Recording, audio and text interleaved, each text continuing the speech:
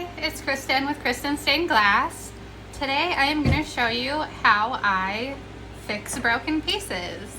This got mailed to Arizona, and if you look real close, you can see cracks in the main parts of the cactuses.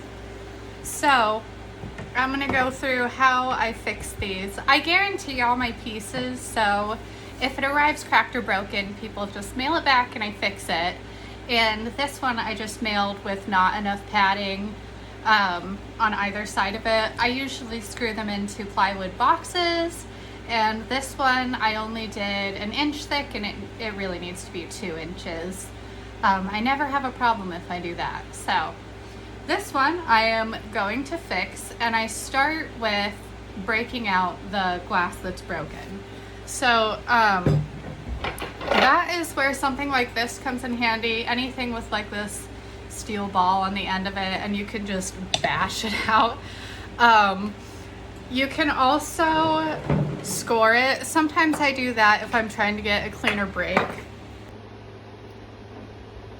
Okay, so you can see where it's cracked, and we're just gonna keep going along those lines. So I'm just going to score it a bit, make sure I can get through that.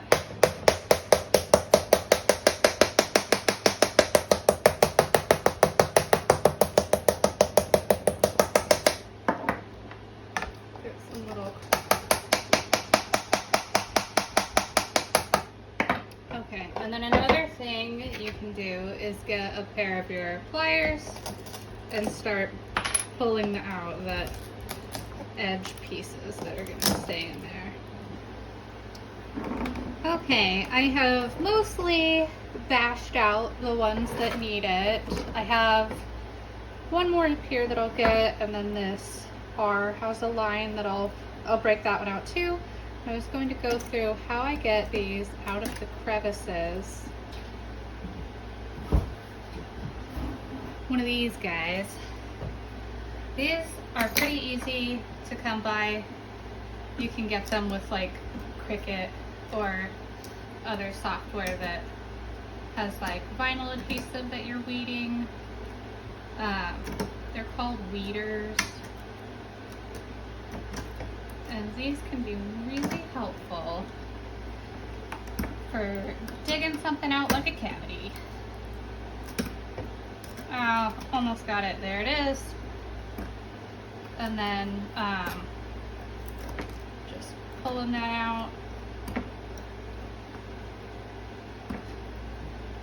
Takes some effort, but now it's all nice and clean for when we go and replace that glass.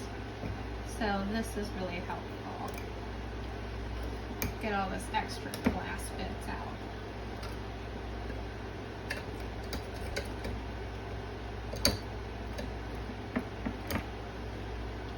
Look how wonky it is. My little wonky weeder. Alright, so I have busted out all of these holes where there was cracked glass, and I have brought over a heat mat and then my soldering iron and some flux, so we can start to get some of the extra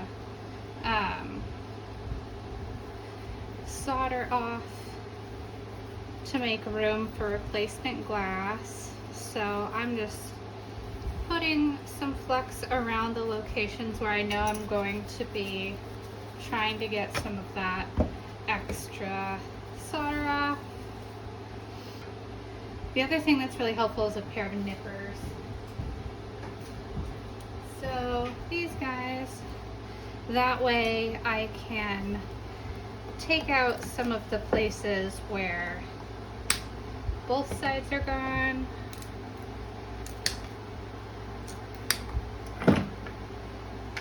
That makes it a little bit cleaner. And then The best way to get solder off of a piece is to sort of hold it at an angle and just let the solder drip.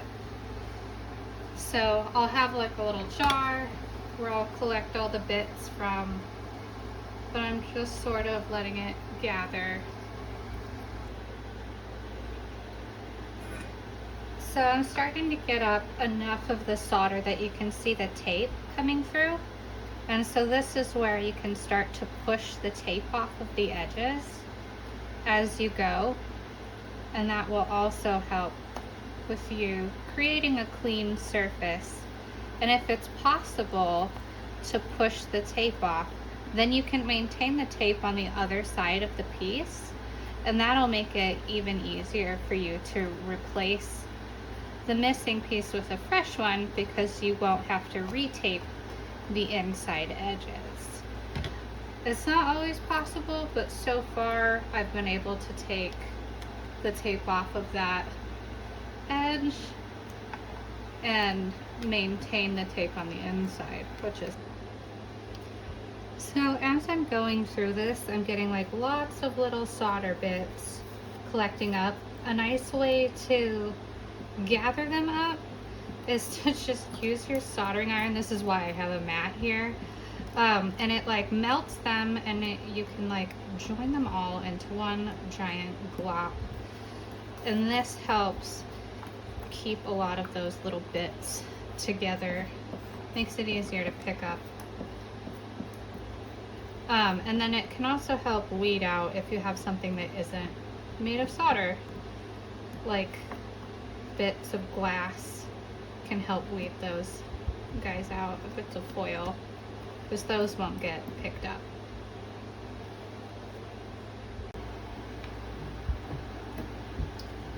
I like using a little pair of needle nose pliers to grab on to the end of that foil bit. I'm not pulling because you don't want to break it, but I'm just keeping enough tension on there that as I'm melting the edges, I'm able to pull up the next little bit as I'm melting it. And you really just don't want to apply so much pressure that you rip it, because I'm still leaving this whole other edge foiled. I'm just trying to very carefully remove the part of the foil that had glass in it.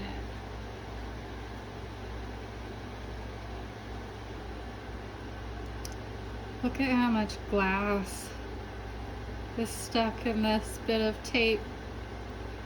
Makes it really nice when you get it off clean. Alright, all of the pieces have been soldered and the edges cleared out. I was able to keep the inner tape on all of them, which is exciting. And I gathered up all of my solder bits so that I can melt it down and pour it back into soldering rods. So now I will just prep all the glass to go back in there. Alright, I pulled out my original pattern, and I think I had printed it so I can use this extra page and cut out a template for the pieces that need replacing. So it'll be the two main cactuses. There's the side piece down here, that part of the U, and then that one up there. So I'll start with that. Alright, so all the pieces are foiled. I have a little cork board underneath that's holding them up into the piece so that they're not going to fall through really easily. And then I'll move it when I do the other two pieces. So this part is just your normal soldering.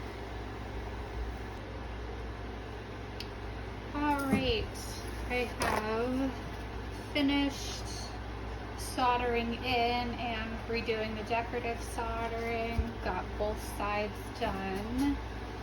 Now I'm just cleaning it up with some quick clean. Alright, I've got my polish.